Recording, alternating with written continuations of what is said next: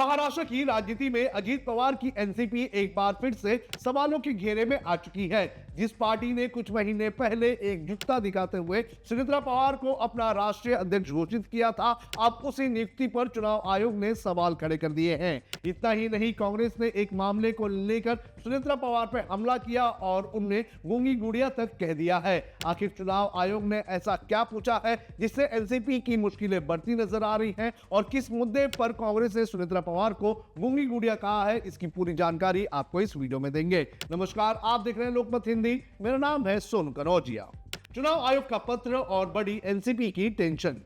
चुनाव आयोग ने 27 जुलाई को राष्ट्रवादी कांग्रेस पार्टी यानी कि अजीत पवार की पार्टी की राष्ट्रीय अध्यक्ष सुनेत्रा पवार को एक पत्र भेजा था। इस पत्र में आयोग ने 26 फरवरी 2026 को मुंबई में आयोजित एनसीपी के राष्ट्रीय सम्मेलन में पारित प्रस्ताव की पूरी जानकारी मांगी थी। सबसे अहम बात यह है कि चुनाव आयोग ने पार्टी के संविधान में किए गए संशोधनों से जुड़े सभी दस्तावेज और प्रस्ताव को तत्काल जमा करने के लिए भी इस नोटिस में कहा है। आयोग का कहना है कि फरवरी में पार्टी के संविधान के कई अनुच्छेदों में बदलाव किए गए, लेकिन उनसे जुड़े जरूरी दस्तावेज आयोग तक नहीं पहुंचे हैं। 26 फरवरी 2026 को मुंबई में एनसीपी की राष्ट्रीय कार्यकारिणी की बैठक और राष्ट्रीय सम्मेलन आयोजित किया गया था। इसी सम्मेलन में सुनेत्रा पवार को सर्वसम्मति से पार्टी का राष्ट्रीय अध्यक्ष चुना गया था और उनकी नियुक्ति की आधिकारिक घोषणा भी कर दी गई थी।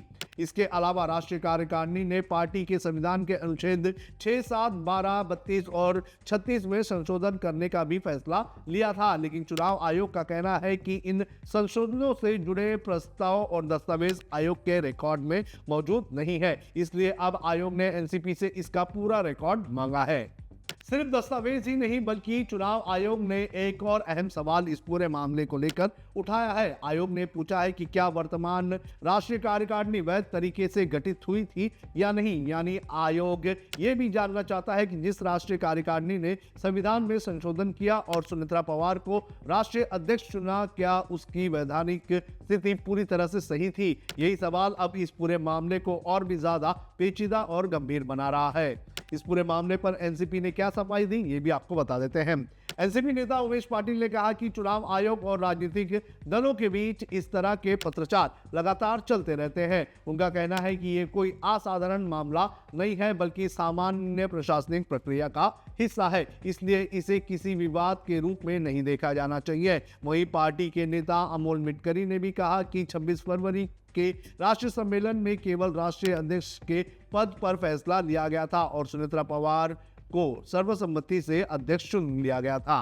उन्होंने कहा कि अगर चुनाव आयोग को किसी तरह के दस्तावेज चाहिए है तो उन्हें पार्टी उपलब्ध करवाने के लिए पूरी तरह से तैयार है और जल्द ही सभी रिकॉर्ड आयोग को सौंप दिए जाएंगे। दिलचस्प बात यह है कि सुनेत्रा पवार की नियुक्ति पहले से ही पार्टी के भीतर विवादों में रही है। पिछले कुछ महीनों पहले वरिष्ठ नेता सच्चिदानंद सिंह ने उनकी नियुक्ति को चुनौती देते हुए औपचारिक नोटिस भी जारी किया था। उन्होंने आरोप लगाया कि राष्ट्रीय अध्यक्ष के चुनाव की प्रक्रिया सही तरीके से नहीं हुई और मांग की थी कि इस पद के लिए दोबारा चुनाव करवाया जाए। यानी पार्टी के अंदर भी इस नियुक्ति को लेकर मतभेद सामने आ चुका है।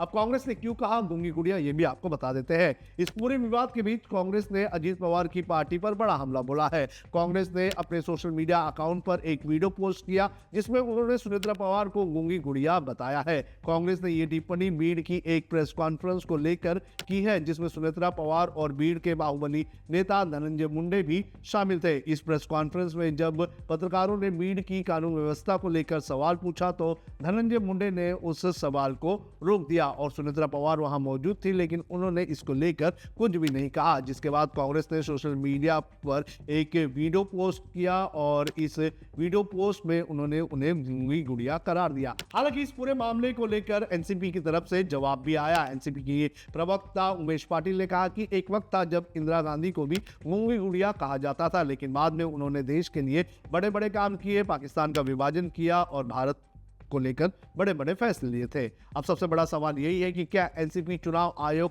को सभी दस्तावेज समय पर सौंपेगी? क्या चुनाव आयोग इन दस्तावेजों से संतुष्ट होगा? और सबसे अहम सवाल, क्या सुनेत्रा पवार की नियुक्ति पर उठे सवाल यही खत्म हो जाएंगे या फिर ये मामला आगे किसी बड़े राजनीतिक और कानूनी विवाद का रूप ले सकता है? फिलहाल सबकी नजरें चुनाव आयोग को दिए जाने वाले एनसीपी के जवाब पर टिकी हुई है।